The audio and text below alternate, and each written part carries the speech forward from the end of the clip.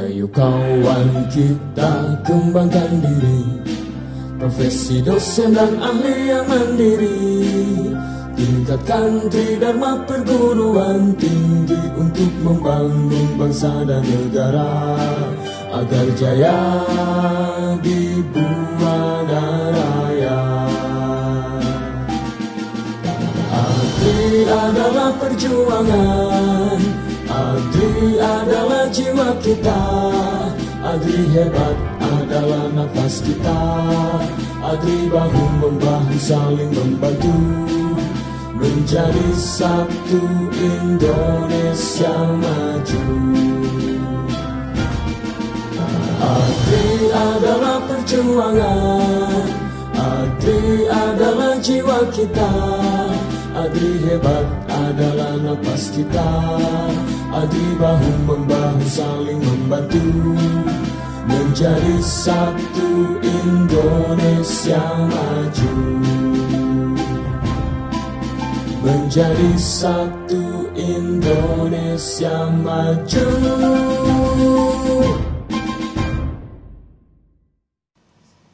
Saudara, Konferensi Internasional dan Mukernas ke-27 Ahli dan Dosen Republik Indonesia atau ADRI yang digelar di Surabaya secara online membahas beragam program kerja untuk membentuk tenaga ahli yang profesional sesuai tuntutan keilmuan terkini. Program tersebut salah satunya mendukung program pemerintah dengan membentuk jaringan kampus merdeka di seluruh Indonesia. Konferensi Internasional dan Mukernas ke-27 Ahli dan Dosen Republik Indonesia ADRI yang digelar sejak 9 Maret secara online diantaranya membuat rekomendasi kegiatan ADRI ke depan. Selain itu juga pengembangan jaringan, penataan keanggotaan, hingga membentuk tenaga dosen yang profesional sesuai tuntutan keilmuan terkini. Salah satu program yang sudah dibuat yakni terdapat 82 dosen yang akan mengajar di Patung Tani, Thailand, mewakili 76 perguruan tinggi Indonesia. Para profesor tersebut mengajar di Thailand untuk 40 SKS dalam satu paket, satu program melalui daring dikarenakan kondisi pandemi tidak memungkinkan untuk luring. Mukernas ADRI juga mendukung program pemerintah dengan membentuk jaringan kampus merdeka dari puluhan perguruan tinggi dengan memfasilitasi menjadi satu konsorsium. Program Merdeka Belajar Kampus Merdeka MBKM mahasiswa diberi kesempatan memperoleh pengetahuan tidak hanya dari bangku perkuliahan saja. Hal ini disampaikan Ketua ADRI DPD Kalimantan Barat yang juga Ketua Panitia Mukernas dan Konferensi Internasional ADRI ke-27 Andi Mursidi. Di ADRI ini memfasilitasi kampus sendiri-sendiri ini kita satukan dalam satu konsorsium. Nah, ini yang akan kita jalankan. Kenapa kok kita harus memfasilitasi konsorsium? Karena untuk pelaksanaan Merdeka Belajar Kampus Merdeka ini, contohnya kalau mahasiswa itu harus magang, bagaimana dengan kalau kampus yang ada di daerah, mereka harus magang kemana? Magang di perusahaan. Perusahaan itu ada kriteria yang ditetapkan oleh pemerintah. Nah, di daerah itu tidak ada perusahaan yang kategori itu. Nah, ADRI memfasilitasi melalui jaringan kampus merdeka, jadi perguruan tinggi di daerah, kalau mahasiswanya mau magang di perusahaan besar, mereka umpamanya bisa datang di kota-kota besar yang ada mitra kita, melalui mitra itu kita salurkan mereka mau magang di mana. Konferensi Internasional dan Mukernas ADRI ini juga menguatkan kolaborasi antar dosen, perguruan tinggi, dalam dan luar negeri, serta mengembangkan inovasi, solusi permasalahan akademik hingga praktisi. Alhamdulillah ADRI telah menyelenggarakan 27 kali International Conference dan itu adalah terdiri daripada orang-orang yang pakar, yang ahli di bidangnya di dalam maupun luar negeri, dan artikel-artikel yang telah dipresentasikan mereka akan dijadikan proceeding dan nanti akan dijadikan jurnal internasional yang akan terindeks baik oleh Scopus, DOAJ, Alfred dan juga Sinta. Itu bagian dari poin yang ditunggu oleh dosen untuk menjadi seorang pejabat fungsional mulai dari asisten ahli sampai guru besar.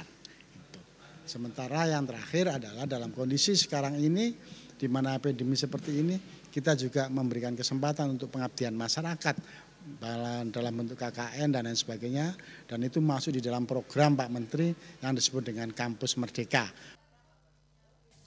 Hadir juga pembicara dalam Konferensi Internasional dan Mukernas ADRI secara dalam jaringan daring, Menko Bidang Pembangunan Manusia dan Kebudayaan RI, Mendikbud RI Nadiem Makarim, PLT Staf Ahli Bidang Relevansi dan Produktivitas Menristek, hingga Duta Besar Indonesia untuk Ethiopia, Al-Bushra Basnur. Yang terhormat Ketua Umum ADRI Dr. Haji Ahmad Fatoni Rodi, MPD, Sekjen ADRI Profesor Dr. Sarimanah MPD, seluruh jajaran pengurus ADRI, segenap para pakar, para ahli, para guru besar, para dosen, baik di perguruan tinggi negeri, swasta di seluruh Indonesia yang mengikuti kegiatan ini. Assalamualaikum warahmatullahi wabarakatuh. Izinkan saya mengucapkan selamat atas terselenggaranya Musyawarah Kerja Nasional ketiga dan Konferensi Internasional ke-27 untuk ADRI. Teruslah menjadi lembaga yang mengayomi, melindungi, dan juga memperjuangkan bagaimana dosen terus bisa berkiprah dalam profesinya yang amat mulia ini. Dan semoga ADRI terus bisa melakukan terobosan-terobosan, inovasi, sehingga roda organisasi terus bergerak dengan penuh kreativitas, dengan penuh terobosan. Ilmunya berkembang sesuai dengan kompetensinya masing-masing dan memberikan kesempatan kepada pribadi-pribadi yang aktif dalam organisasi untuk terus berkontribusi bagi kemajuan, baik kemajuan perguruan tinggi, kemajuan masyarakat, kemajuan ilmu pengetahuan. Sekali lagi selamat, terima kasih. Assalamualaikum warahmatullahi wabarakatuh.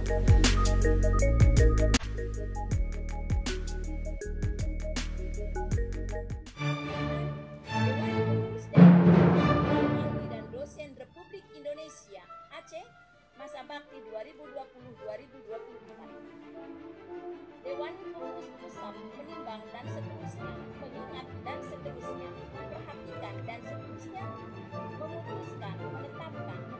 Pertama, mengangkat nama-nama tersebut dalam lampiran putusan ini sebagai pengurus DPD RI Aceh.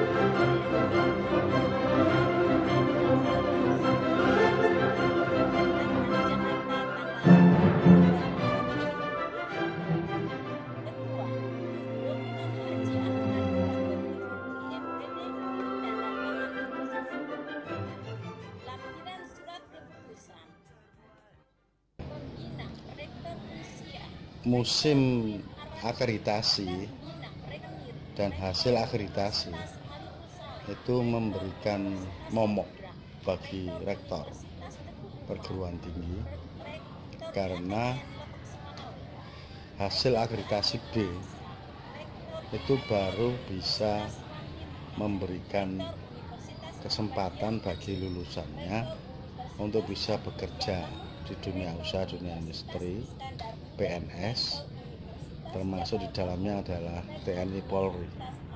Ijazah yang dengan akreditasi C atau baik itu tidak bisa diakui oleh yang tadi saya sebut. Hal itu disampaikan pada Ban PT, ceramah kepada sivitas akademika di Unmaha. Oleh karena itu, pimpinan Ban PT waktu itu Profesor Mansur Ramli, Profesor Mansur Maksum, kemudian Pak Slamet itu menyarankan kalau bisa digenjot akreditasi per prodi. Namun sebagai rektor baru kita tidak tahu bagaimana menyiasatinya.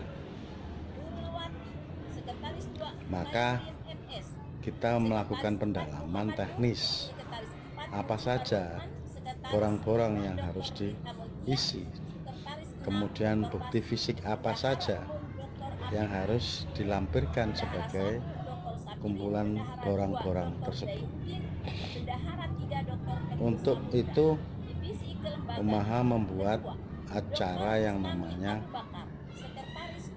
Pekan Tridharma Perguruan Tinggi. Mengapa?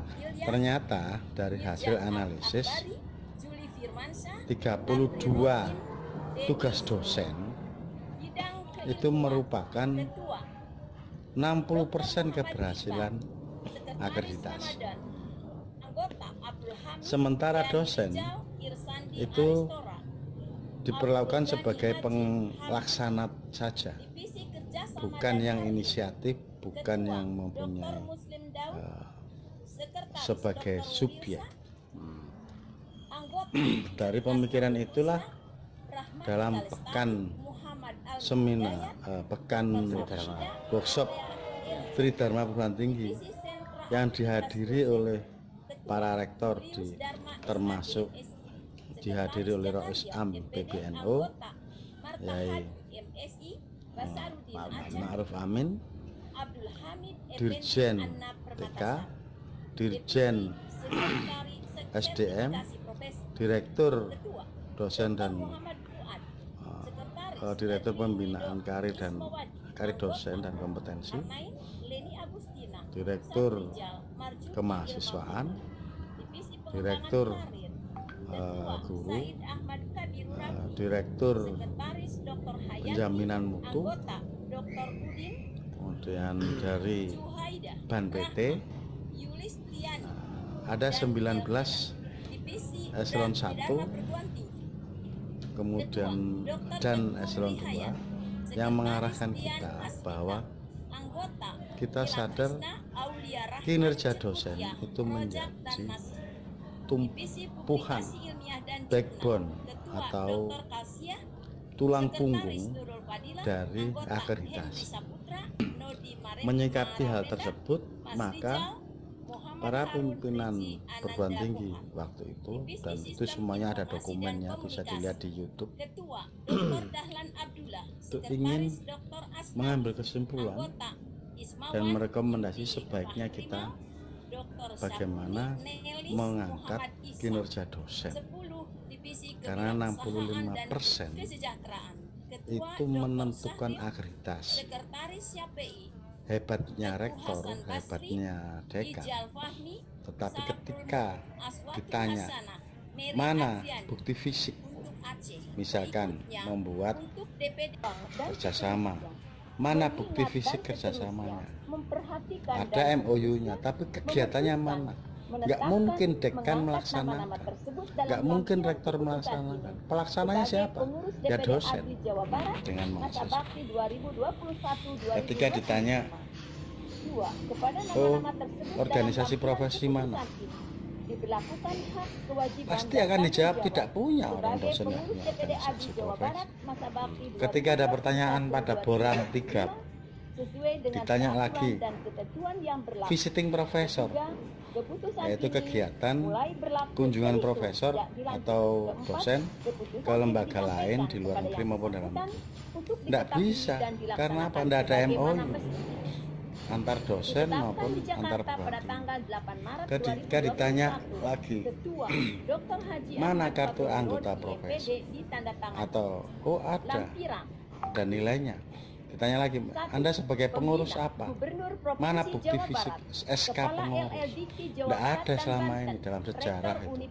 Ada SK pengurus yang bisa dinilai oleh BNPB. Bukti fisik ya. Nah, kemudian ditanya lagi, organisasi jurnal, mana jurnal yang diikuti? Saya hanya ikut jurnal hebat, jurnal Scopus macam-macam. Tapi Anda sebagai apa?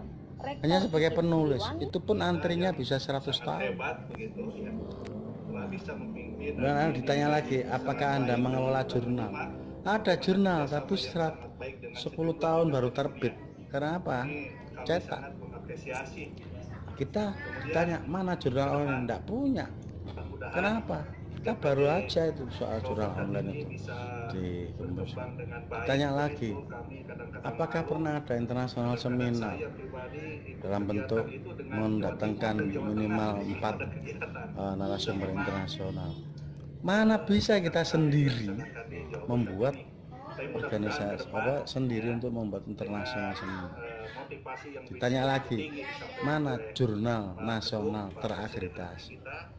Itu perguruan tinggi PTN hebat, nggak bisa itu punya. Karena apa? Syarat menjadi jurnal nasional terakreditasi adalah terdiri dari 6 perguruan tinggi minimal dari 6 provinsi. Jadi tidak bisa walaupun hebatnya UNER, walaupun begitu, kalau tidak terdiri dari 6 provinsi yang mengisi artikelnya, itu tidak bisa diakui utuh, hanya diakui 10-20%. Nah, itu semuanya kita kaji. Nah, di akhir acara dalam pekan seminar itu kita berinisiatif untuk mendeklarasikan,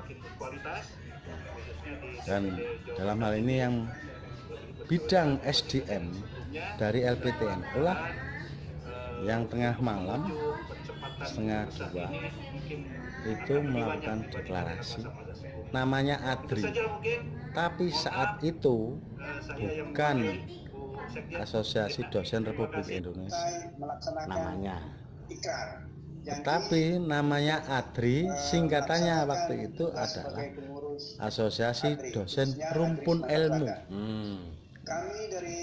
Jadi dideklarasikanlah Asosiasi Dosen Rumpun Ilmu di antara para rektor, pengurus perguruan tinggi yang hadir, dan saat itu juga ada Ketua DPRD Sidoarjo, kemudian pimpinan DPR di Provinsi Jawa Timur, kemudian para tokoh-tokoh masyarakat, ya, termasuk di dalamnya para akademisi Sivitas Akademika, untuk mendeklarasikan, dan itu menjadi syarat untuk mengajukan sebagai organisasi yang dibawa ke akta notaris.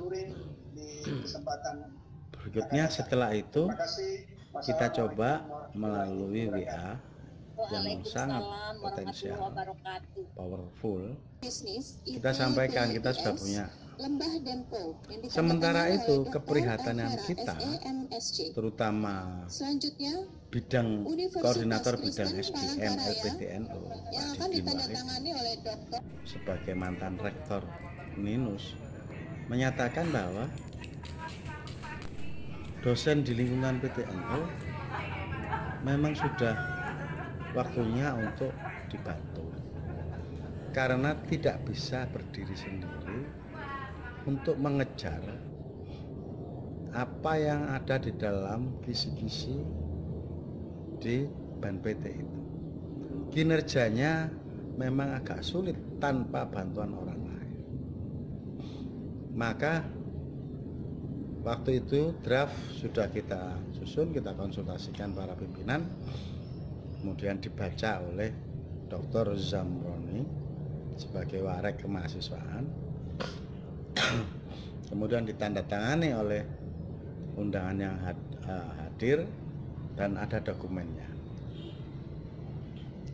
Kemudian kita konsultasikan ke kolega-kolega lewat WA, perlu nggak ADRI ini? Katanya teman-teman memang betul ada 32 kegiatan dosen itu yang tidak bisa dilakukan tanpa adanya fasilitasi dari pimpinan dan organisasi profesi. Apalagi kemudian setelah itu saya belum jadi ketua umum, masih mencari bagaimana ini bisa ditindaklanjuti. Yang penting ditindaklanjuti. Kita tidak punya pretendensi saya nanti harus jadi ketua umum, tidak. Pokoknya bagaimana kita bisa membantu dosen-dosen, kinerja dosen di PTNU. Setelah kita tawarkan macam-macam, ternyata tidak ada satupun waktu itu akreditasi PTNU itu yang A, perguruan tingginya. Kalau prodinya banyak. Dan banyak beberapa yang saya sebut, misalkan Unisma, Wahid Hasim, Uninus, sudah seperti itu dari aspek melengkapi akreditasi, karena poin-poin banyak yang tidak bisa dilaksanakan sendiri. Oleh karena itu kita konsultasi teman-teman di Jakarta, termasuk di notaris, maka kita konsultasikan dalam bentuk kegiatan formal di Universitas Negeri Jakarta. Kebetulan kolega kita banyak di sana. Bagaimana kalau kita buat ADRI yang sudah dideklarasikan di Sidoarjo itu menjadi ADRI yang bagaimana yang dapat dukungan banyak organisasi profesi. Niatnya bukan untuk organisasi politik, organisasi massa, organisasi sosial, atau organisasi intelijen, bukan, tetapi ini adalah murni organisasi profesi yang disebut dengan organisasi profesi dosen. Targetnya hanya Tridharma perguruan tinggi. Narasumber yang menyatakan bahwa kita ini sudah Januari sudah bersama-sama ASEAN, tidak bisa ditunggu lagi. Jadi waktu itu masih pertengahan 2016. Februari. Kita deklarasi tanggal 11 Februari. Kita deklarasi 11 Februari di Umaha, ya. Nah, 11 Februari kita deklarasikan, kebetulan saya pas ulang tahun. Nah, kemudian kita bahas melalui FGD, Forum Discussion for FGD, Forum Group Discussion di Universitas Negeri Jakarta, yang mengundang seluruh perguruan tinggi, kolega, dan organisasi profesi keilmuan seluruh Indonesia, dari Aceh, dari sampai Papua, dari Kaltim, semuanya ada. Dan itu ada dokumennya dan bisa dilihat di YouTube juga. FGD itu para pakar, Pak Tilaar, Prof. Koni, Pak Sunario dari Bandung, yang dari Pak Partino dari Papua, kemudian Pak Supari Surabaya, Pak Prof. Oleh semuanya profesor memberikan saran, ini memang sedang membutuhkan organisasi profesi yang lebih baik, tidak sektarian, tidak politis, bukan ormas dan bukan organisasi LSM atau non NGO. Tapi ini sudah ada undang-undangnya, undang-undang guru dan dosen, di mana setiap dosen wajib punya organisasi profesi dan sertifikasi dosen oleh organisasi profesi, bukan oleh LPTK, dalam undang-undang begitu. Nah, dari paparan para profesor dan pakar dan para senior, akhirnya dibuatlah komisi-komisi, kemudian komisi organisasi. Di dalamnya juga datang itu organisasi lama namanya Asosiasi Dosen Indonesia. Nah, kemudian kita sepakati, oke, kita tetap menggunakan ADRI, yaitu Asosiasi Dosen Republik Indonesia. Di dalamnya adalah sekumpulan organisasi profesi keilmuan. Saya dari Ikatan Profesi Teknologi Pendidikan, ada ya Persatuan Program Studi Bahasa Indonesia, ada organisasi profesi apa dan macam-macam. Nah, itu kita himpun, bukan dilebur, kita himpun sebagai badan musyawarah yang terdiri dari berbagai lembaga organisasi profesi. Ada yang dari kedokteran, ada dosen kesehatan, dosen nuklir, dosen pertanian. Itu kita lakukan dalam satu wadah. Akhirnya disepakatilah tanggal 30 menjadi tanggal kelahirannya ADRI setelah 2016. Yang ketuanya waktu itu adalah Profesor Mukhlis yang sekarang Warek 1 UNJ dengan sekretaris Pak Supriyanto, saya sebagai ketua pengawas. Dibawalah ke akta notaris. Dibawa akta notaris, diproses, ternyata tidak boleh menggunakan kata asosiasi. Sehingga dari Menkumham diminta menggunakan kata perkumpulan. Kemudian kita rapat dalam rangka melengkapi pengurus lengkap itu tanggal 30 Maret. Akhirnya diputuslah kata-kata itu menjadi ahli. Karena kita ingin mempertahankan ADRI-nya. Karena deklarasinya itu ADRI, Asosiasi Dosen Rumpun Ilmu, berubah menjadi Perkumpulan Ahli dan Dosen Republik Indonesia. Nah, Perkumpulan Ahli dan Dosen ini. Ya, Ahli dan Dosen Republik Indonesia. Kalau orang bertanya itu macam-macam, perdebatannya sangat kuat itu.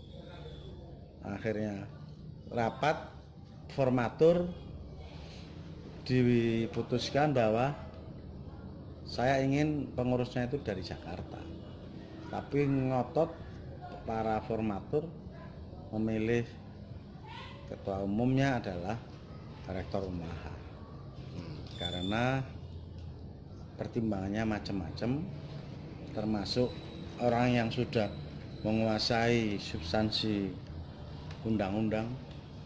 Karena Rektor Umaha 9 tahun di DPR yang melahirkan Undang-Undang Sisdiknas, Undang-Undang Guru dan Dosen, dan macam-macam terkait dengan pendidikan. Kedua, sangat familiar dengan Menristek Dikti karena 5 tahun menjadi pejabat eselon 2 di Menristek, dan sangat familiar dengan organisasi perguruan swasta karena menjadi Ketua Umum BMPS selama 7 tahun.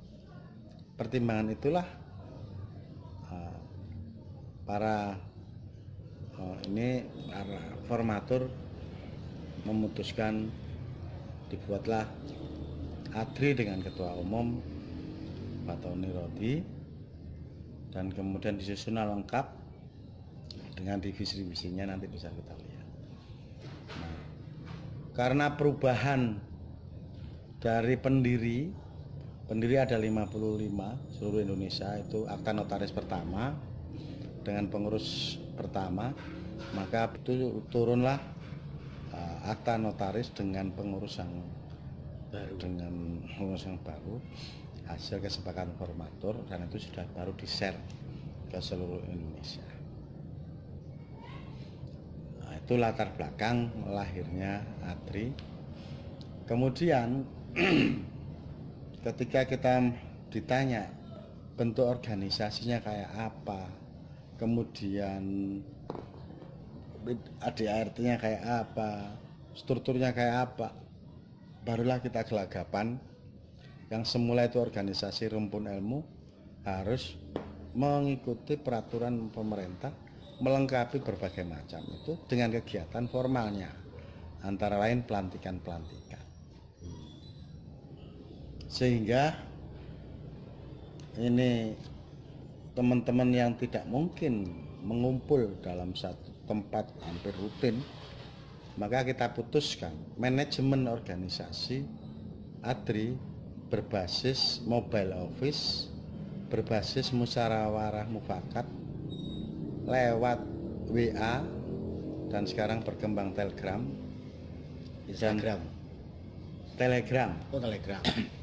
Dan itu menjadi keputusan yang mengikat ketika pembahasan masalah, kemudian diplomasi, dialog, pro kontra, dan diambil keputusan lewat mobile office itu, maka dibuatlah kegiatan-kegiatan berdasarkan rapat-rapat online, berdasarkan kegiatan pendapat-pendapat online.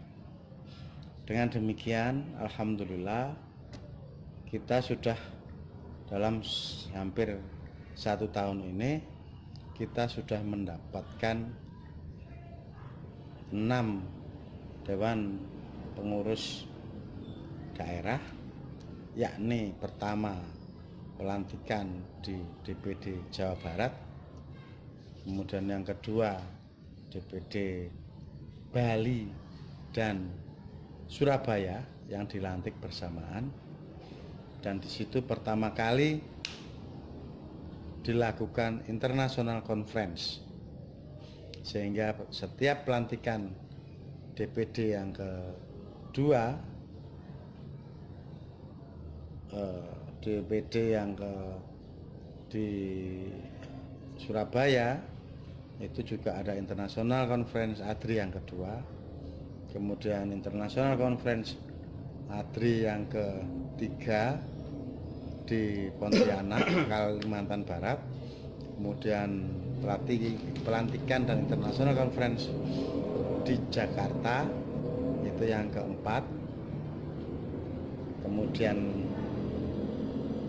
di mana ketuanya adalah Ketua Koordinator Kopertis 3 Jakarta, dan pelantikan serta International Conference yang ke-5 DPD Sulawesi Selatan Barat yang diketuai oleh Rektor Universitas Negeri Makassar. Dari serangkaian itu akan ditindaklanjuti International Conference dan pelantikan Jawa Tengah tanggal 30-31 di Solo, kemudian tanggal International Conference dan pelantikan Sumatera Barat tanggal 4 sampai 6 Sumatera Barat di Padang, kemudian International Conference lagi yang ke-7 di Malang dan ke-8 di Surabaya lagi, menyusul nanti ke RCT Muri /11 Rumami /2016 dianugerahkan dengan bangga kepada pertama DPP Perkumpulan Ahli dan Dosen Republik Indonesia.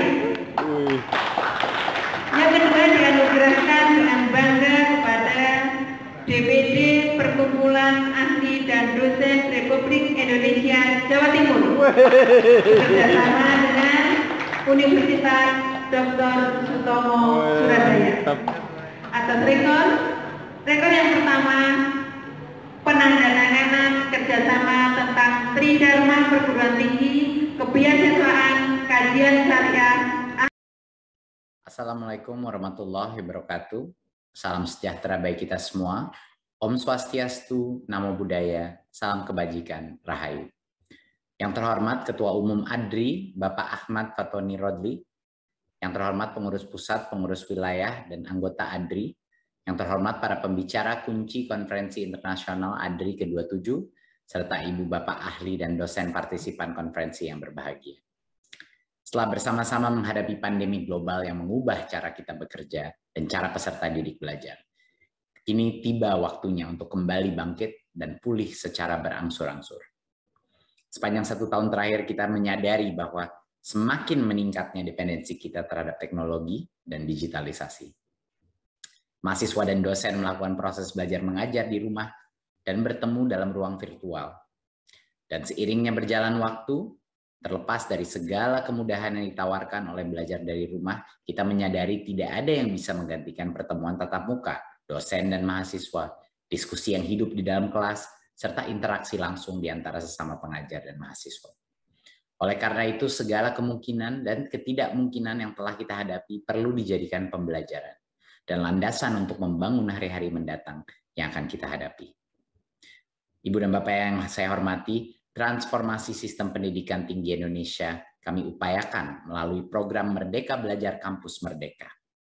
Dirancang dari gagasan link and match, yakni menghubungkan perguruan tinggi, mahasiswa, alumni, dan dosen dengan masa depan melalui kolaborasi institusi pendidikan dengan dunia usaha, dunia industri atau DUDI, dan juga ekosistem lainnya. Mahasiswa diberikan kebebasan mengeksplorasi pengetahuan dan kemampuannya di luar gedung kampus, dengan melakukan magang di industri atau tempat kerja lainnya, melaksanakan proyek pengabdian kepada masyarakat di desa, mengajar di satuan pendidikan, mengikuti pertukaran mahasiswa, melakukan penelitian, melakukan kegiatan kewirausahaan, membuat studi atau proyek independen, dan mengikuti program kemanusiaan. Dalam pelaksanaan ini kami memanfaatkan teknologi digitalisasi data untuk mendukung lebih lanjut kolaborasi perguruan tinggi dengan Dudi. Pada Desember lalu kami melakukan perubahan struktur data PD Dikti dalam rangka mengakomodir kebijakan Kampus Merdeka. Kemudian, masih dalam upaya peningkatan mutu sistem, institusi, dan SDM pendidikan tinggi, Kemendikbud melalui Dirjen Dikti merilis 3 aplikasi. Sistem pelacakan secara mandiri penilaian angka kredit atau Selancar PHK, Dashboard Indikator Kinerja Utama PTN, dan Command Center. Selancar PHK dirancang untuk memudahkan dosen melacak proses pengajuan kenaikan pangkatnya secara transparan dan real time. Aplikasi yang kedua, Dashboard IKU PTN, akan membantu peningkatan kualitas perguruan tinggi negeri yang dinilai berdasarkan capaian indikator kerja utama. Dan yang terakhir, Command Center akan menjadi hub untuk mengakses semua aplikasi yang digunakan oleh dosen dan perguruan tinggi. Oleh karena itu, pada kesempatan yang baik ini, izinkan saya meminta kesediaan Ibu dan Bapak dosen untuk memanfaatkan kesempatan dan fasilitas yang tersedia secara maksimal. Karena di tangan Ibu dan Bapak lah kualitas pendidikan tinggi Indonesia itu berada. Tahun 2021 akan menjadi pengantar menuju masa depan yang menuntut paling tidak 2 hal, yaitu keinginan dan kemauan untuk berkolaborasi, serta pengetahuan dan kemampuan untuk memanfaatkan teknologi. Pendidikan yang diberikan kepada peserta didik perlu bersifat modern, tanggap terhadap perkembangan zaman, dan pada saat yang sama masih mengedepankan aspek-aspek kemanusiaan, sehingga kampus akan melahirkan SDM unggul pembangun bangsa dan negara. Merdeka Belajar Kampus Merdeka adalah tentang keyakinan untuk melakukan perubahan dan optimisme untuk menyongsong masa depan. Terima kasih. Wassalamualaikum warahmatullahi wabarakatuh.